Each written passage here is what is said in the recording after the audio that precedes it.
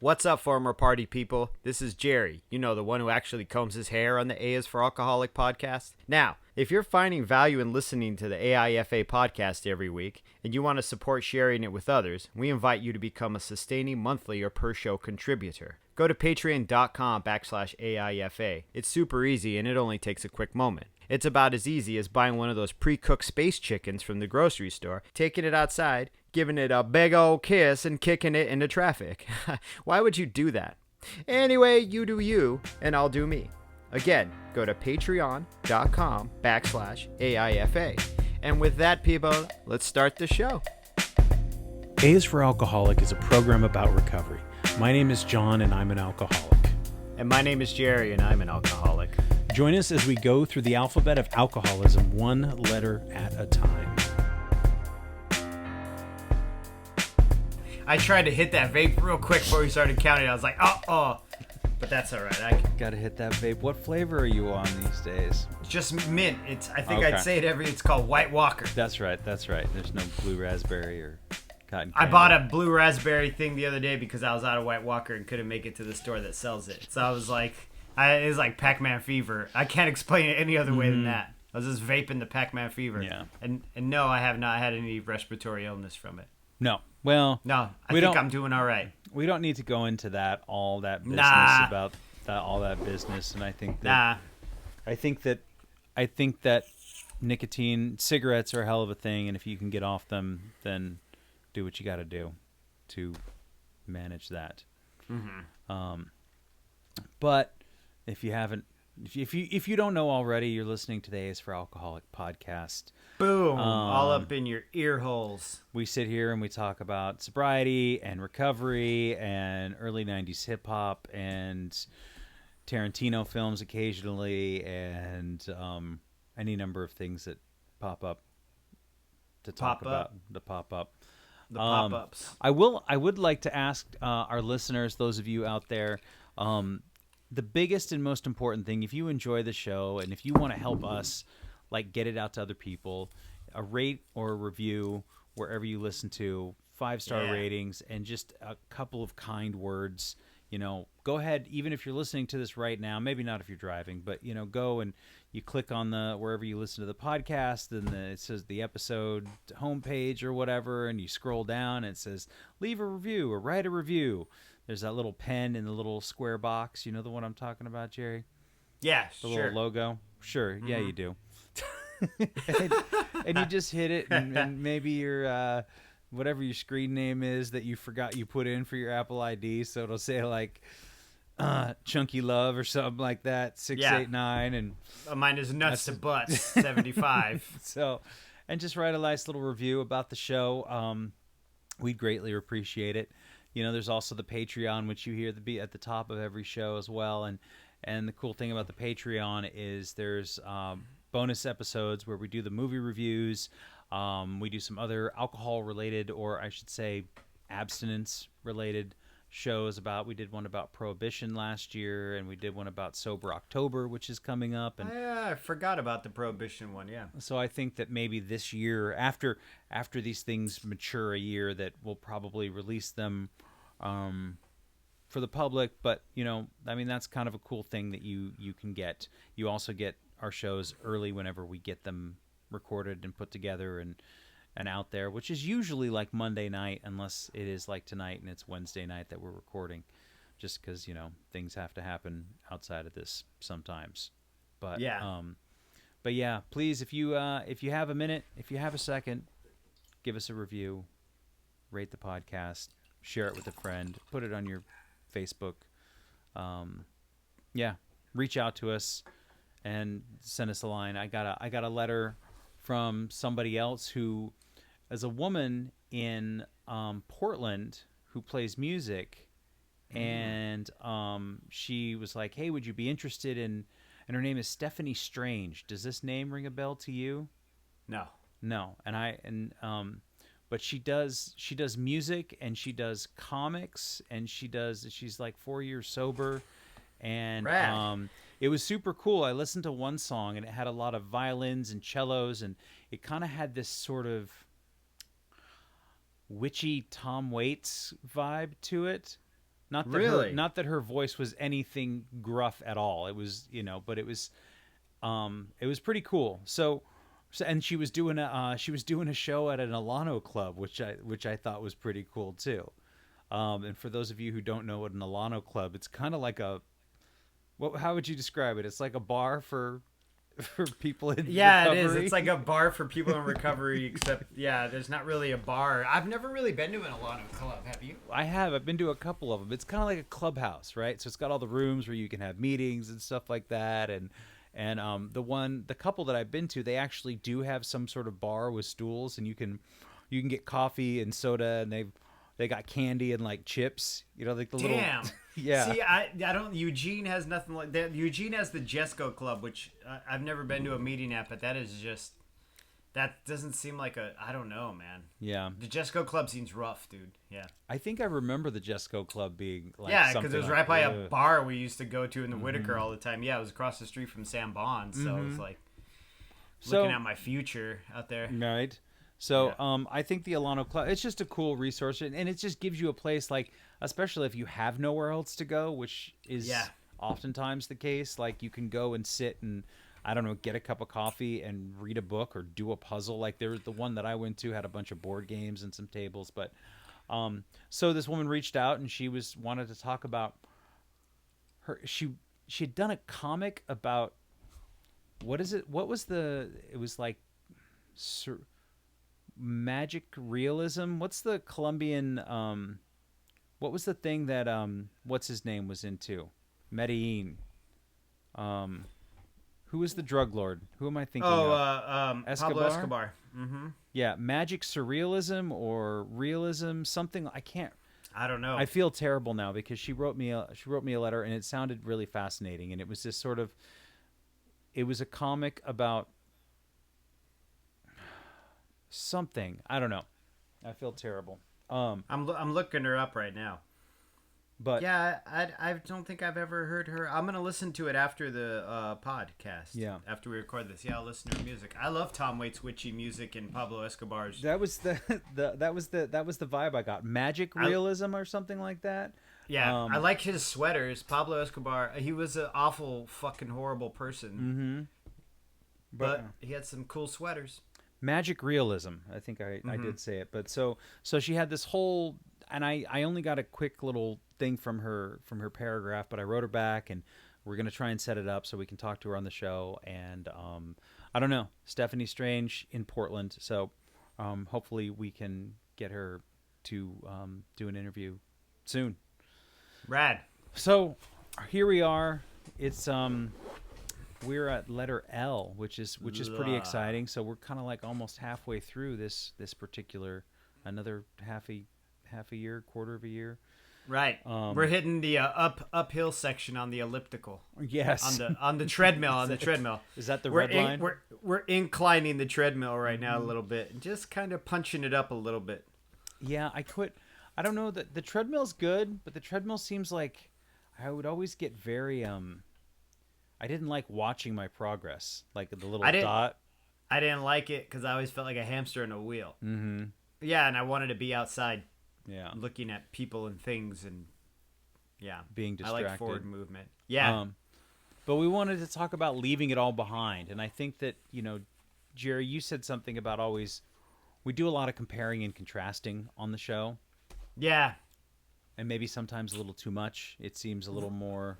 I guess my initial worry was not worry, but a concern was that it was a device we were falling on. I think you hear it a lot in the rooms and in recovery, and I think it is important, to compare and contrast, but it also can be a thing that you fall back on a lot. And, if we're going to be doing a podcast, I just don't want to do the same, you know what I mean? The same subject told in different ways each time. So Right. But I think this is a good one, though, because I don't think this is comparing. It is a little comparing contrasty, but so we talk about leaving it all behind, and I think what I got from it is this idea of like moving forward, like what is next, right? Right.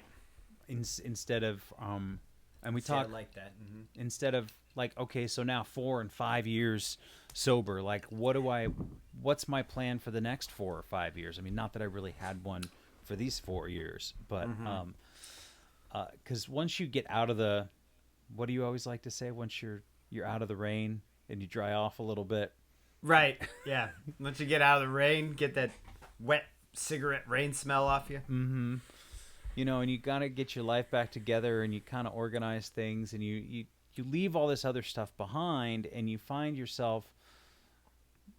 Well, I find myself working on my health or working on my finances. You know, I'm now at the point where I'm like, oh, okay, so it's possible for me to be debt free here. Not like Yeah. really soon, but and you know, we've been talking about working on this book, and I've been making phone calls and trying to make things happen and get excited about things for the future rather than just this sort of white knuckle maintenance of day to day. That's great. That's a great way of putting it, though. White knuckle maintenance, you know, because that's absolutely what it is. It's like having your finger in the dam. You know what I mean? Like you're not fixing the problem. You're just plugging all the little holes where the problems are leaking out and trying to do it as much as you can, you know? Yeah. And you even get to the point where you talk about big changes in your life, or wanting to make big changes, or wanting to move in a different direction, even career-wise. And Right. that kind of shit is very, very scary. But if you were to think about it today, and again, I know I'm comparing, but versus Oh, 5 that's years ago, Yeah. it would have been not only unfathomable, it would have been like the only thing that you could even possibly think about doing. Right? You'd be like, Yeah. well, I couldn't change my career if I wanted to, because I can barely change my fucking underwear, you know? Right. Exactly. But I always liked, and I was telling you this before, I would go through these bouts of, I would have a job and I would hate it and I would quit. And then I wouldn't have anything else lined up. And what did my dad always tell me? Like, you know, what's the advice we always get from our parents? Don't quit a job until you have another one. You don't want Right. to be without a job. You That's can't exactly be without where a my job. mind goes. Yeah. Can't be without a job. What happens if you don't have a job? And Yeah. and I think there's also a certain level of and I don't know if I've mentioned this before, but the certain level of my identity as a man who can provide is attached to the level, the amount of money that I make. Oh, you were talking about this last week too. And so Your male identity. my male identity Coming up, dude. is- Your male identity. is totally connected to how much money I make. So when I'm not making money, no matter how hard I'm working on all these other things, if it's not bringing a paycheck in, I begin to feel worthless. I begin to feel inadequate. I begin to feel impotent, you know?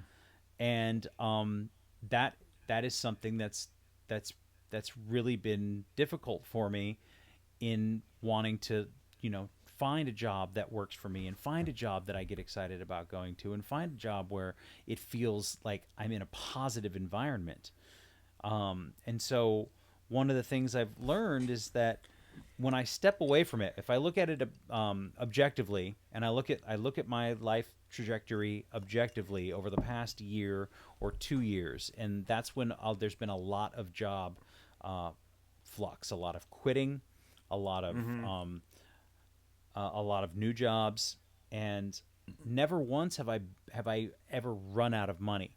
Never once has a bill gone unpaid. Never once have I been hungry. You know what I mean? So if that's the case, then why was I fucking worrying all those times? So can I remove that worry by removing this identity that I'm supposed to have about being a provider? And it's not like I don't have a family to provide for. You know, my girlfriend makes her own money and she's not interested in mine. I mean, which is good because there's not a lot of it, but you know. Right. But right. still, removing that piece of my identity so that I can be less worried and enjoy those times where I'm not working, instead of like sitting around going like, oh God, like Like, no, why don't you utilize that free time to the best of your ability, John? Like, there's so many things you could be doing instead of um, stressing out about it, eating poorly, not exercising, which I've gotten better at too, you know? Yeah. Um, Yeah. and so when I move forward, when I think about like what do I want my life to look like a year from now? I'd say I'm pretty okay in like the living situation I have now. It could be a little bit better, and maybe it will be, but I want to be debt free, and I want to be in better shape, and I want to have a solid financial. I want to be financially secure. And what does Right. secure mean? That doesn't mean like I'm never going to work for the rest of my life, right? I mean, that's not just because if I had $1 million, I don't think that would fix everything. I think that might fix some things, but I would still have to figure out what to do with my days. You know, Yeah. if I gave you $1 million, what would you do? Put it in the bank and live off the interest, motherfucker. But do you know what I mean? Like, Yeah, no, I know what you mean. You know, have you ever read that, The Subtle Art of Not Giving a Fuck? Have you read that book? no. It's a pretty good book, and he makes this point in the book where he says, you know, where he says your goal in life shouldn't be to not have problems. Your goal in life is to trade up and have better problems. Do you know what I mean? So then the problems aren't so life and death, and I kind of applied that to my recovery. You know, where I was like, okay, so my goal here is not to be like, oh, I get sober and I fucking go into recovery and work on myself and everything gets better.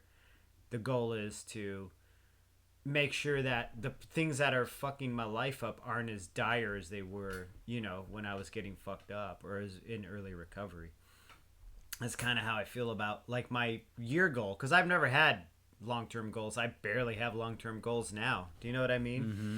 There's this thing with recovery, I think, when people go into it, and I think it really is part of the alcoholic mindset and the addict mindset, is that if I stop getting fucked up all the time, things are just going to get infinitesimally or infinitely better immediately. And they do, parts of it do. Like your health gets better, your frame of thought starts to heal, but it's not like you break your leg and then in 3 days you're healed. Do you know what I mean? Like, it takes time. It takes a lot of fucking time, and life will still throw shit at you. You know, because you break your leg and you have a cast on your leg doesn't mean there's gonna not be stairs anymore. Do you know what I'm saying? Like, you're still gonna have to get into the bathtub. You're still gonna have to take a shit with one broken leg. And believe it, I've had a broken leg, and getting off the toilet with one broken leg and crutches sucks. It is awful. And those things still happen even though you're healing, because you're in recovery. You're healing up. You're healing up from like a great mental trauma that you've been doing yourself, not in one quick instance, but over a long period of time. So that refractory period of time of coming back from that, I imagine, would be longer, you know? So these things in life, they like suck. Life sucks sometimes. Like, I have to deal with shit as a sober person. I have to be moody. I have to have painful, swollen gums because apparently I can't use this 3D white toothpaste or whatever it is. You know what I'm saying? Like, I just, those things happen, and you have to just deal with them. You have to deal with them. Or if they're too big to deal with, like I've said a billion times before, for me, if it's too big for me to hold, I just drop it and say, Pat, well, you got this, bear. Or you got this, universe, because I don't have the tools to do this shit. You know? I don't know, man. It's some wild shit, right? Like, life is still fucking runs. Regardless of what you're doing, life is still running, you know? There's a lot of life out there. There's a lot of other people. There's a lot of other Right. And you know, that's a tool unto itself. Saying that, oh, I don't have the tools, so I give it unto thee. Right. You know, you come into me and you want this wild fucking tattoo that I am not capable of doing. I'm going to tell you I can't do that, but I know someone else who can. Do you know what I mean? Like, so why would I have a problem in my life being like, I can't figure out what I want to do with my career? Like, I just can't right now. Like, I just don't have I'm scared and don't know how to deal with it, so I have to just leave it for a minute and just hopefully, you know, be able to come back to it when I can fathom it, you know. Well, and you know, we talk about this when going through the steps of recovery and whatever, you know, in the particular brand that we've found works. When something doesn't when we can't focus on it, when I have trouble trying to figure out what God means to me, right? Mm-hmm. Yeah. The suggestion I got, and the suggestion that was the best for me, was, you know what? Let's just move past that. Let's just, Right. I think there was something like, I remember my sponsor saying something like, so when you flip the light switch on, do you have faith that the electricity is going to come on, that the light bulbs? And I said, Yeah. yeah, I guess. And he's like, okay, so let's just use that faith and let's move on. And Right. so, like, you can go ahead and sort that shit out and you can define it a little bit later. But right now, I need to basically, it was like, I need to fast track you because I'm not going to sit here and talk in circles with Right. And you. have you try to figure out what it is or what it is Mm-hmm. you got to do, you know? Yeah. So like leaving it behind is interesting, right? Because I thought of it. I mean, not to interrupt you, but doubling Mm-hmm. back on the subject, but there are a few ways I thought of it, right? Because I always thought of when we first mentioned it, I thought of leaving behind that old way of thinking, kind of not abandoning it, but just putting it down because it's not useful to you anymore. But I am still a person of my nature. Like I'm an alcoholic, so I still can go back to those old ways of thinking, and I do it frequently at times. You know, not the old way of thinking of this thing, I can have this thing and it'll be my quick fix, but more of along the lines of that negative, pessimistic, like really fatalistic way of thinking. This very zero sum game, either or, black or white, you know. And it's so for me, it's I wouldn't say it's a struggle, but it's definitely like a pain in the dick. Like it's that way of thinking is hard, man, because I can recognize myself doing it now. And I'm like, really? You think the whole world is shit and it's against you, Jerry? Because that's what drunk Jerry thought. And that's drunk. So far, sober Jerry is realizing that's not the truth, you know? So I don't know, man. Well, I don't know. it's what you're describing is I used to have resistance, and Right. now I have acceptance. Right. And Which is one of the gifts of recovery, the compare and contrast, you know? But yeah. gee, Yeah. it's my fucking birthday every day here, all Every these gifts. day it's my birthday. Oh, it sucks again. But that exactly, but that bridge between resistance and acceptance is long. It's rickety. It's Fuck fucking yeah, high dude. above. It's one of those like like Indonesian Thai bridges where it's just a rope. Yeah, with like Yes. two other and the whole time you're just like a spider on a web. Mm-hmm. Yes. Mm-hmm. So finding your way to the other side is not always easy, and but I think also not looking back, it doesn't help to when we talk about changing the tools and we talk about finding other tools, like Right. there's almost nothing that I used to use when I was drinking as far as emotional protection or physical health or any number of intellectual tools that I would use to get through the day or get through people or get over things. There are very few things that I used when I was drinking, drunk John would use, that sober John can actually use. You Right. know? And the more that I a lot of it was for protection. We say this all the time, Yeah. right? You do all these things because you're scared. I do all these things because I'm afraid of people, and what it comes down to is mistrust. Yeah. We have abused ourselves or been abused by others or been involved in abusive relationships as alcoholics. Most closely our own abuse, our self abuse, that we don't Yeah. we don't trust ourselves. I didn't trust myself to. I trusted myself to barely get out of bed and barely make it to work and barely Yeah. get done in time to have a drink. And so now that I have trust, and again, it's still like we talk about being afraid, of financial insecurity or whatever. But I now trust more that everything's going to be okay. So if I go, okay, do you really trust it? Well, then you don't have to worry about it. Something will Yeah. come along, and not like I'm sitting around wishing that life will be good and then life will be good. I am. Right. Right. I have to put the action into it. I have to Yes. fucking do Yeah. something. So what do? Well, I go and I find a job and I make a phone call and I write an email and I leave the house and I go talk to people and I try to make some sort of connection with somebody that will allow me to take that trust and to take that faith and put it to good use. Yeah. You know, to get across that bridge and to be able to accept things, especially when they don't feel good. And, you know, resistance is still hard. I mean, it still exists in my life. I still, you know, have conversations with friends, and even, you know, my girlfriend and I will have discussions that, you know, she likes the word chunky. They kind of get a little chunky. They're not very smooth, you know. And you know, we call it a fight, but it's not really a fight because it's not like I don't really want to win. We're just having a miscommunication.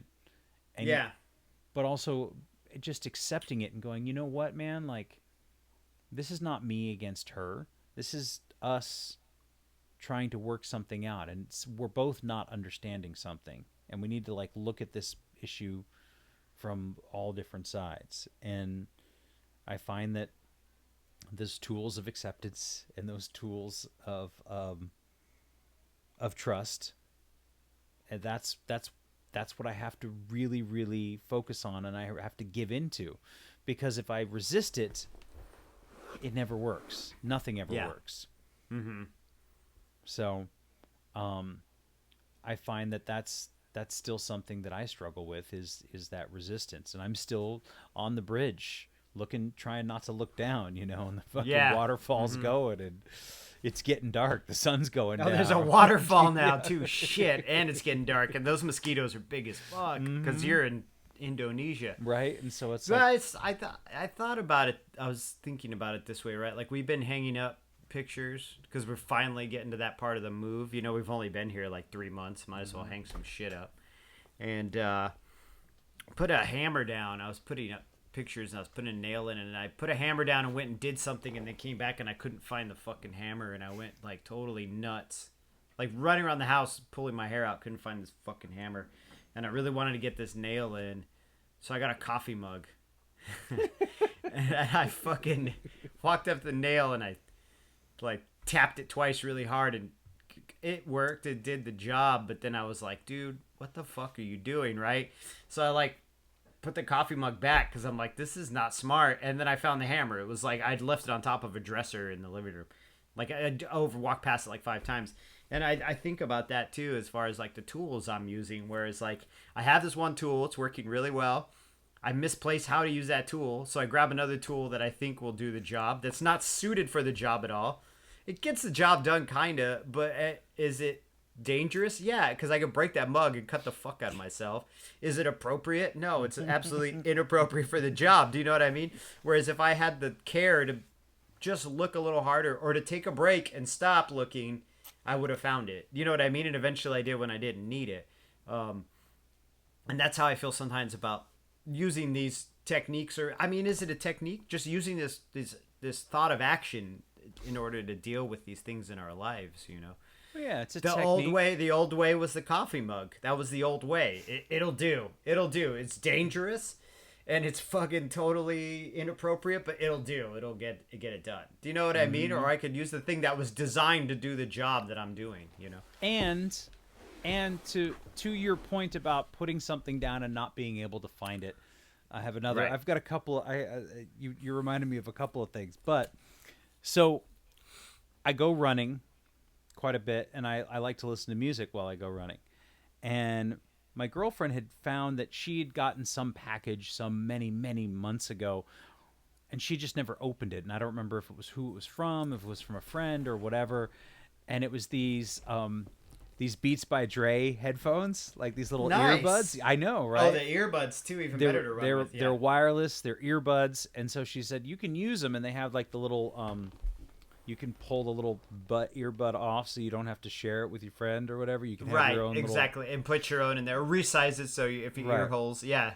So I had these things, and I was really enjoying them, and then I couldn't find them, Jerry. And I was like, oh, fuck. 'Cause she didn't say I could have them. She said I could use them, right? And it's like, Right. so I don't want to tell her. And I'm thinking, did I leave them at her house? Like, where are they? I've checked every pair of shorts, every pair of pants. I thought maybe I put them in the washer, in the dryer. Fuck. Yes. I looked through every single drawer. I looked through my bags. Like, I dug in every pocket. I went through the car, and I'm like, I wouldn't put this anywhere. Like, where the fuck? And so last night, I'm finally cleaning up my room. I'm finally clearing off the dresser, and it's sitting under a piece of paper that I haven't touched. Oh, jeez. Yes. So, but I went ahead and ordered another pair on Amazon. Oh, no. And then, because I didn't want to be like, I would have told her that I lost them, but I wanted to, of course I will replace them. But these are $60 headphones. Right. So then I find the old pair, and I try to go and cancel the order on Amazon. And they're like, I'm sorry, we can't cancel it.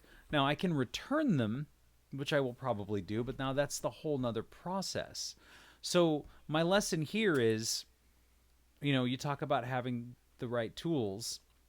My lesson here is to keep my house clean and keep my shit together so that I'm not in a panic thinking that I have destroyed something or thrown something out. That was the other thing. I was like, did I just throw it away? Is it time for me to go dig around in the trash can outside? Oh, geez. Yeah, that's that final countdown shit. Yeah. Well, just because I don't want to be seen as an irresponsible person. And my girlfriend would never think that. She wouldn't think that. Right. But I'm in my own head going, this is fucking irresponsible of you, John. Somebody loaned something to you and you're not taking care of it. If that would have happened while I was drinking, I'd have been like, oh, I don't know, man. I guess they're fucking gone. They're God's headphones now. Exactly, right? Yeah. So I don't know if I'll keep them or not. I don't want $60 headphones that I'm not going to use. And if she doesn't mind me using hers, I'll just return them. But now it's like this whole thing because I didn't keep my fucking house clean. And this is another one of those tools. This is another one of those tools where, it's like the inventory of my stuff. Did I inventory my headphones before I went to bed at night? Did I organize and straighten off the top of the dresser? I didn't. And so that's something that makes me think about, like, when you set something down and then you go and do something else. It's like following through and making sure that I am on top of shit all the time. And I and that doesn't just go for a hammer or a pair of headphones, but my schedule and what I promise people and the time that I promise people and the commitments that I keep to people. Another thing, so I went and saw my girlfriend perform, which was awesome. She's in this band called Quiet Time. You should go check out their SoundCloud. It's super cool stuff. Her and her friend Dan, he plays guitar and she sings, and she plays clarinet as well. And I got a bunch of video that I'm going to try and piece together and put something cool together. But we were in San Francisco, and my favorite burrito place, El Farolito. So we're like, yeah, we'll stop and afterwards, and we'll get a burrito. Which fuck yeah, they're not as good without all the fat and the meat, because I've been off the meat for a while, but it was still really fucking good. So I'm in the car. I've got my suit on. I'm trying to not like be gross about it, but she's driving, and I'm eating, and all of a sudden I hear this crunch, and I'm like, what the fuck? And I chipped my tooth in the back. And I don't know what was in the burrito, man. Like I don't know. I don't think anything. Was it maybe just a piece of hard rice? Hard ass piece of soy. So I'm like, oh no. And I'm like, I know exactly, because I've chipped tooths before. And I fish out the little piece. I know this is disgusting. And I start to freak out. And she's like, are you okay? And I was like, no, I'm fucking tooth, and it's Saturday, and then the dentist is closed on Sunday, and oh my god, and oh my god. How bad did you chip it? Was it like a big piece of it? Yeah, it was big enough. I mean, I don't know, when you chip big a enough tooth, that it brought you that level of distress. fear. Yeah. And so she said, John, are you in pain? And I said, no, I'm not. And I was surprised because I just chipped my fucking tooth. Right, exactly. You got into a fight with a fucking burrito. I got into a fight with a burrito, and I said, okay.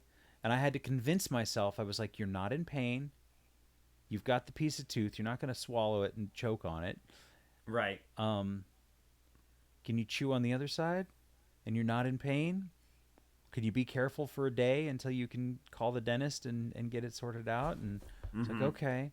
So it was that level of acceptance of like accepting that my tooth had chipped, and I finished my burrito and it was delicious. I just chewed on the other side, but like I could have totally freaked out, and I could have totally been Yeah. stressed out, and I could have been like so fucking I don't know what I'm going to do, and I have to get this fixed right now. And there's nothing to do on a Saturday night at like 11:30 at night. But Yeah. also, maybe I shouldn't have been eating a fucking giant burrito at 11:30 But on a Saturday it night. also, nah, man, you deserve it. You earned it. You earned it, dude. But it brings up the whole point too about the mental checklist of things, especially when you're in emotional distress. You're like, am I dying? Mm-hmm. Do you know what I mean? Am I in pain? Is this? Can I adapt to this and accept this? And can I get it? Relieved in a good period of time? It's just like sitting down and making that checklist. It's a smart thing to do. The Yeah, triage. absolutely. Triage, yes, dude. Yeah, and we have to do tons of it. Everybody does. I think all people, not just drunks and drug addicts, should be the ones doing triage. You know what I mean? I think all human beings should learn how to do it. Mm-hmm.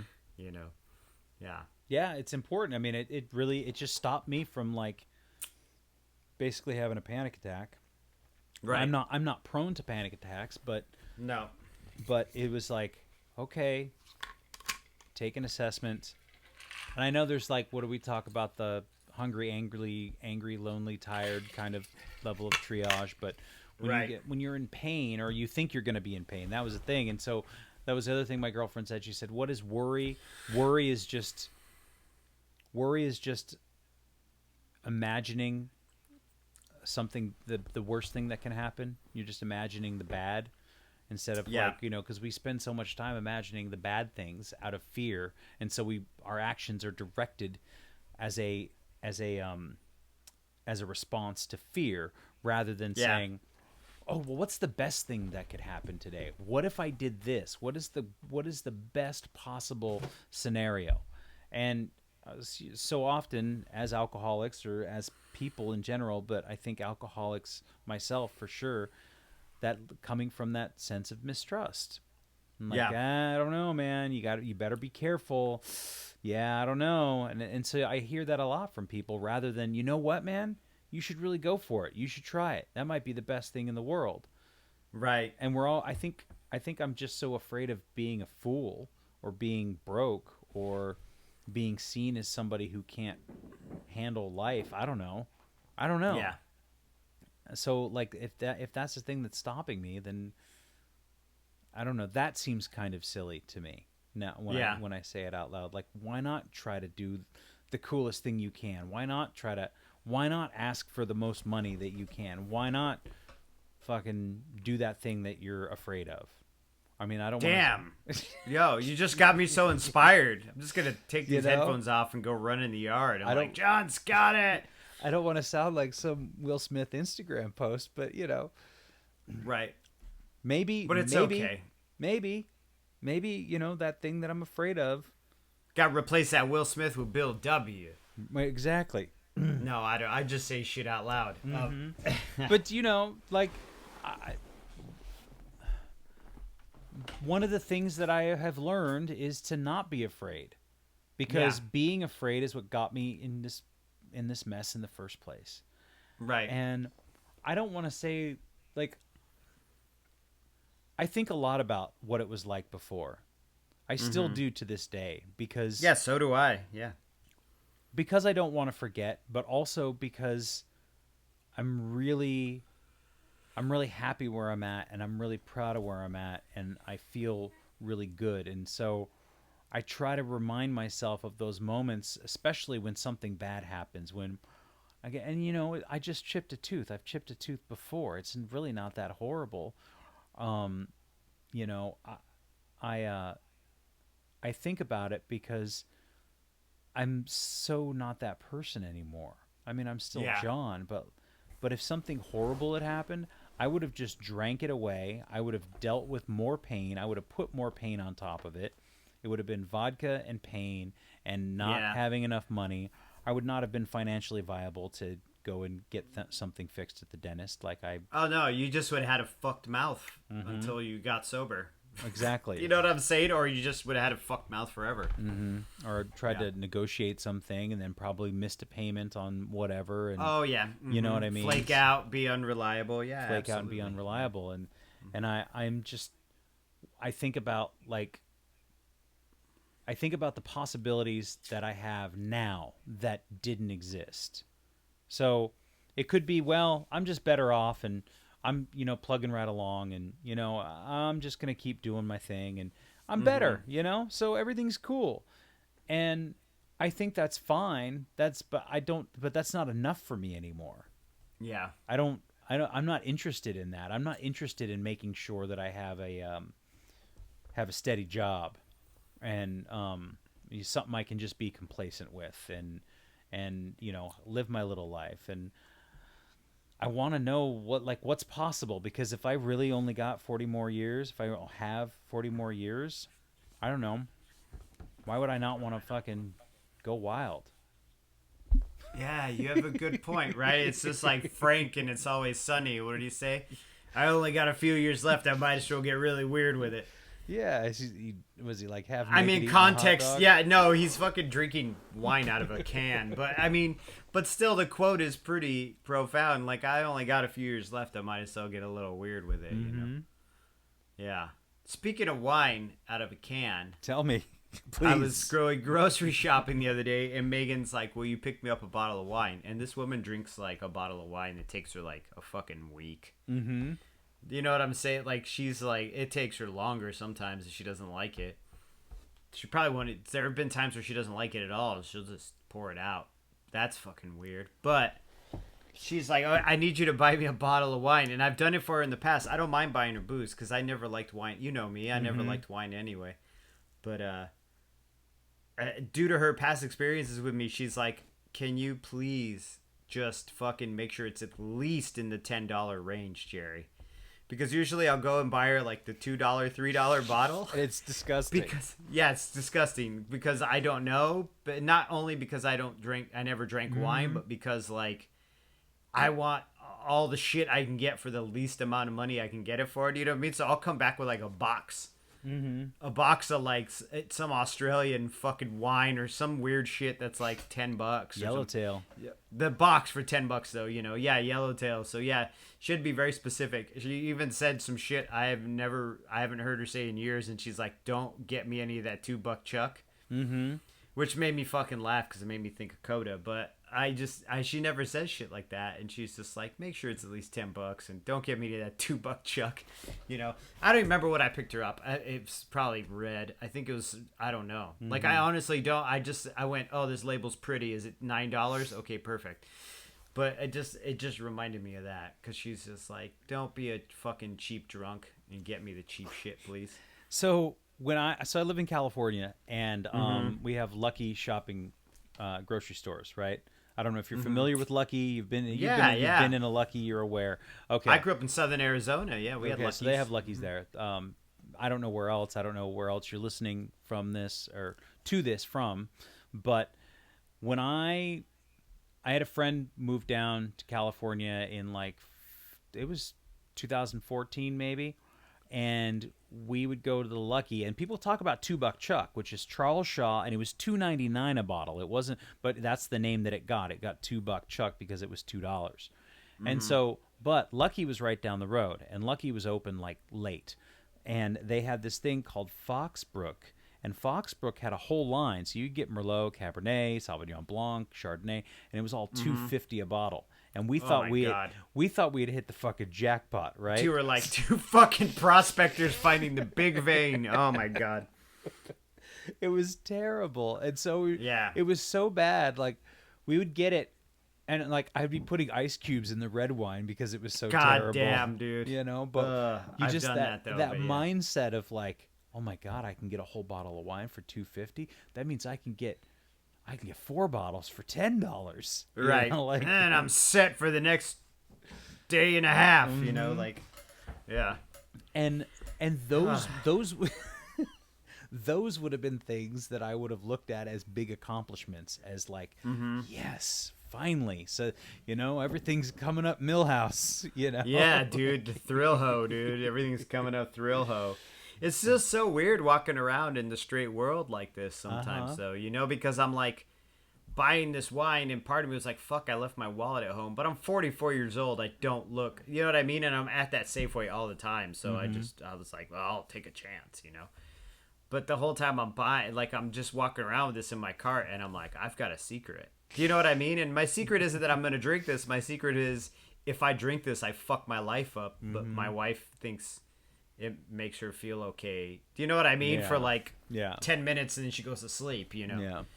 Yeah, it's just so funny to walk around that straight world, to walk through the beer aisle, and now I see, and this, I don't want to make this even booze stories or an indictment on people who drink normally, you know what I mean, or who drink typically, Right. who drink non-alcoholically, but it's just such a fucking ploy. All of it is a ploy just to get you to buy their shit. Do you know what I mean? Like, do people honestly think that like White Claws cares whether or not people are healthy or have a good diet? They don't give a fuck. No. They just want to sell you LaCroix with malt liquor in it. You know what I mean? Yeah. They don't give a fuck. Like, I don't know. It's just so funny. You can get any different type of alcohol now, taste any way to just cover up that fucking taste of booze. Like, it just cracks me up because I'm in the straight world going, oh, I see your little game now. Mm-hmm. I'm not playing your game. And I'm gonna go in my car and vape. Well, and it's also, man, I struggle with being judgmental about those things too. I do too, man. Because It's I don't just, want to be. right. Just live and let live, right? Isn't that the whole thing we're supposed to be figuring out here? Is just to be like, well, that's what people are gonna do. I mean, this alcoholism is one of the funnier ones in the sense that you still it's legal, so and it's fucking condoned in this culture. We've had whole podcasts about having just walk around in the world with it being not only there, but people being like, you should do it. You should have a beer or two to loosen up, like, It's Miller I time. can't do that. My fucking brain is weird and it doesn't let me just have a beer or two. Yeah. I saw another one. This was Saturday night, and we stopped off to get some French fries at this place that makes some really awesome French fries. And it was on the board, and it just said And then you hard water. Chipped your other tooth. Right? No, I'm Yeah. sorry. Hard water. I was yeah. like, hard water? Like it's just still water? Like it's just flat water, but I was like, isn't I don't that get vodka? it. What is it? Like, what Yeah. is, I don't know. So what is hard water? It's just water with... I didn't ask the bartender. He was doing shots with the guy who was drinking beer with him. Oh, So that's even fucking better. Way to go, dude. So I just But ordered the I French guess fries that's and got normal, out. too. Yeah. Yeah. Hard water. It's just water with beer in it. I don't know. And then now they're doing like PBR's got a hard coffee, Yeah, I don't know, man. like a Just- nitro coffee with alcohol in it. I guess people are going to do what they got to do to feel different. That's how I explain it to my daughter when she wants to know, because she's 9 and wants to know the appeal of alcohol. Like, what's the deal? Why do people get drunk? And I say, baby, it makes them feel different because they don't like the way they're feeling right now, so they want to feel different. I never say it makes them feel good. Right. I always say it makes you feel different. I gotta Why did watch she my- ask that? Can I ask, like, what was the context? We were watching like a TV show and someone was Okay. drunk or something on the show, and she's just like, "Why do people drink? Why do people get drunk?" And I was, it wasn't anything I brought up like your daddy's an alcoholic.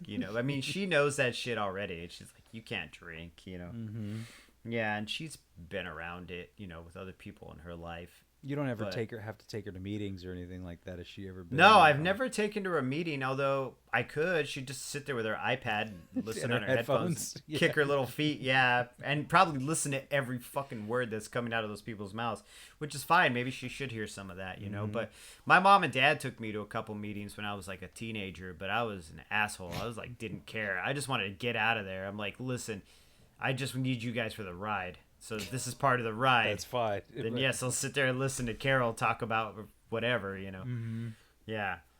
Yeah, but So I don't want to be judgmental about all these things, but you're right. I just I see it and I go, this is kind of ridiculous, isn't it? Isn't this all just doesn't bullshit? it seem so silly now, right? And I don't want to say like I'm above it either, because I'm not above it. I'm still in it. I'm pretty still part below of it, it. yeah. Like, yeah, it's not like I'm sitting on this throne of fucking AA and recovery going, oh, you're all so silly. It's like I'm just looking at it now going, fuck, that shit is fucking silly. Like, that shit is mad silly. Like, I mean, I don't know. There was butt chugging, and then there was powdered alcohol, and they were vaping alcohol, and like Yeah, dude, butt chugging too. Like, I don't know. I never did it. I know that was 2013 or 14 or I don't Right, know. But right. I never did And it powdered either. alcohol, but it's just so funny to walk around in the straight world. The straight people. I can't think of a normal way to say it. Like just typical people who are just it's fun and it's a fun thing to do. And that's great. It should be fun. It should be a fun thing for people to do. Far be it from me to be like, no. But also like, don't fucking crash your car. Yeah. You know. Want to have some Yeah. cold beers and fried chicken and watch some football? That sounds awesome. You want to go out and Yeah. have some smart cocktails and some tapas at your favorite small plates joint, whatever, like Yeah, rad. enjoy yourself. Me and John will be there with Diet Cokes. Well, John will probably just have a water because he's on that paper diet now where he just eats paper. Yeah, right. I had something. It was like a 0-calorie like ginger beer or ginger brew. Like it was really good. I don't know what it was. A Zevia maybe. Yeah, probably Zevia. Yeah, Zevia. I was like, I this fucks is with that zero. Zevia. I could get next to this. I don't know what the sweetener is, but I mean, I guess Stevia. I think Oh. it's stevia, which is pumped full of chemicals. Thank you, Walter. is it?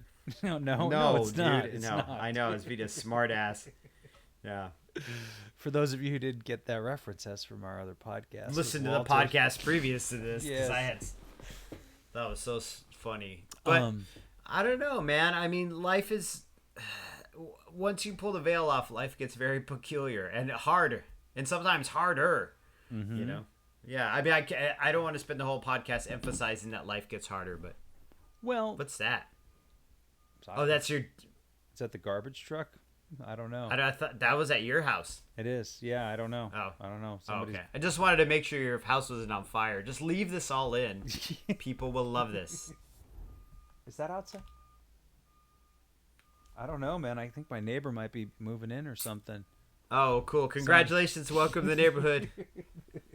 I didn't tell him that it was quiet hours for me. You're like, it's podcast time? No, I don't. I have no idea. That's the first time I've heard that's a truck backing up to pick up something. I don't know. I just wanted to make sure, like I said, that No. there wasn't all of a sudden the carbon dioxide like you just fall over No. dead on me. No. But well, you say it gets harder, and it does. It does in some ways, because Yes. I feel like all the things that I wasn't dealing with, I now have to deal with. So now there's like Exactly. there's all this, there's chores and problems and tasks and appointments that I now have to like make and keep. And all, but I'm so used to avoiding all of those things and just drinking it all away. So Right. So in the beginning of my sobriety, I just traded the problems of drinking with the problems of getting better and recovery and life in general. Yeah. And nowadays, when I start to look at myself and go, oh, so one of the things that you need to get a whole handle on, John, is things like time management and scheduling and blocking out time. Like if you're going to Yeah. be, I say to myself, I'm like, John, if you're going to be a creative person and you're gonna be a business person, you really need to block time out, because there's nobody telling you to do that otherwise. There's nobody here who's like, you know what, it's almost 4:00, time to clock in, right? And so Yeah. I have to do those things. So part of my recovery now is finally, after 4+ years, starting to work on some of the other, I guess, we maybe call them character defects. Yeah. And actually putting in Yeah. the time and the energy and the effort to do the things to fix them. Like, I'm just, people always say, or I wouldn't say people always say that, but I would always say like, oh, me, I can't keep it together. Or, oh, me, I'm just kind of like flaky. Or, oh, me, I just can't, I totally forgot, man. I totally forgot we had that thing that I promised you last night. And so now it's like, well, you put it on the schedule and you follow through with it. And if you have to be somewhere, going to the dentist at 7:45 in the morning would have been unfathomable. You're fucked. It's still, Yeah. I'm not looking for, I got to go to bed here Yeah, soon. you're still like this still is kind of fathomable. But It's whack is what it is. yeah, it is fucking whack, man. I'm sorry. That sucks. That's the only time they had available. I got to get the tooth fixed. So what do I do? So Yeah. so those are the things that I now get to work on in recovery. Right. That they have nothing to do with alcoholism or alcohol. They have to do with just being a better person for myself. Right. And, the people I love, the people I care about, the relationships, they get better because I get better. So it's the human component of it, right? Yeah. So what are you going to do today to be a better human? Fucking kick back, listen to my Beats by Dre's, dude. So whatever. I mean, I'm not saying you specifically or whomever, but that's one of the things that I feel like recovery up to this point has afforded me. Yeah. I don't want to rest on my laurels. No. Because I don't think that that's a good idea.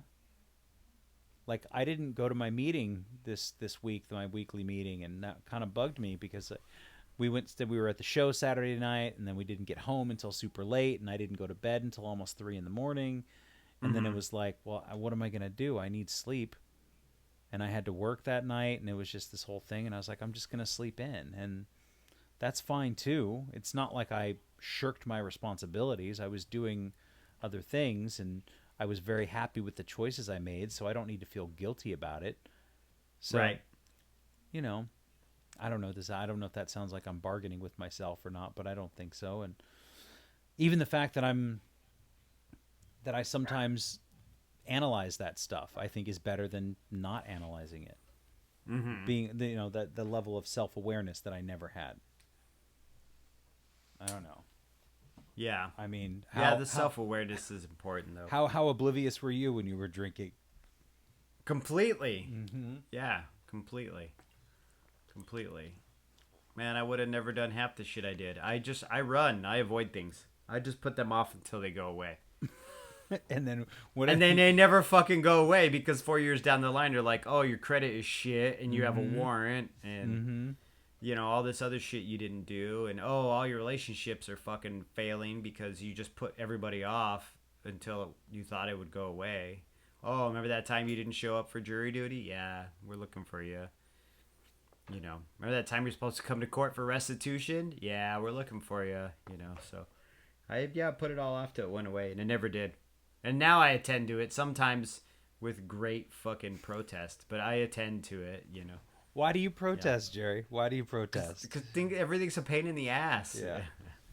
It can be, but it needs to be done because at the end, when I'm done, I breathe a sigh of relief, though. And I'm like, well, that's done. And you know what? I'm benefiting from this thing. Like, I get something out of this. Something positive. Or even just maintaining the status quo, and life gets to continue on unfettered. And that's great, too. It's important. So, yes. To continue on even keel, as I say. Use my nautical terms. We stay on that straight line. When you see the Southern Cross for the first time. What is the Southern Cross? I know that's I don't know, but you'll understand why you came this way. Is that Chris Christopherson? It is. Maybe, I don't know. It's some sort of nautical term, the Southern Cross. Yeah. What song is that? Is that Chris Christopherson? It's called Southern Cross. Yeah, it's Chris Christopherson. Or we can go with Sailing. Takes me away to where I'm going. Who's that, Chris? That's Chris. No. Christopher Cross.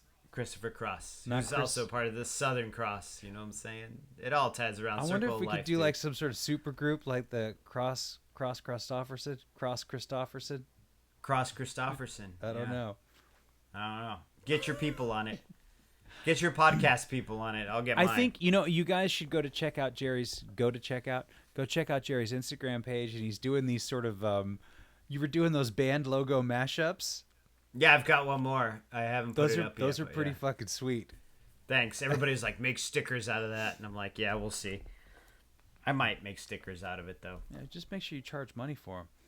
Well, that's what I'm saying, but then I don't want to get sued either. But I mean, come on, little old me, nobody knows me. That's true. Well, Yeah. no, maybe you could like, I don't know. There's got to Call be some. Steely Dan and Slayer and be like, listen, guys. I got this thing. I don't know, but it's super cool. So he did these mashups of band logos, and like one of them was like Slayer, but it was Steely Dan, and then Morrissey and Metallica letters and stuff like that. And that was pretty cool. You said you got another one coming? Yeah, I got another one coming, and I also, but I've got tattoo shit I got to draw this week, so I haven't been messing with them. But I've got one more that I got to finish up. They're really good. I also did the NXS ACDC logo mashed up together. Yeah. Yes. That's great. But yeah, I've got a few though. I've got a few on the burner. As soon as I get through this tattoo stuff, I got to design for the week. I'll get back on it again. Yeah. Right on. Well, I think that's a good place to end it. Leaving it all behind. Right. Leaving it all behind. Sailing takes me away to where I'm going. Yeah. That's a beautiful song. I wish It that we is. could end the show with that and not get sued or get the podcast taken down. Taken off of iTunes. Yeah. I did. I had that one time. I think one of the ones we did the playlist and I put the songs up and they wouldn't. They took it down. I had to find them to put it back up. But yeah, man. So just imagine it, listener. Just imagine Take me sailing. away from where I'm going. Do do do do do do do do do do do do. Yeah. Yeah. That's beautiful. Well, that's beautiful. leave it all behind and pick up something new. You know, I think that's the other half of this conversation is, Boom. Yeah. you know, there are you can only carry so much. So be judicious in what you decide to pick up. Don't get over encumbered. Thanks again for listening. Our music, as always, is by Neglect. You can find more of his stuff at neglect.bandcamp.com. And you can find us on all social media platforms that matter: Instagram, Facebook, and Twitter. And you can reach us at aisforalcoholic@gmail.com. Talk to you later. Yeah.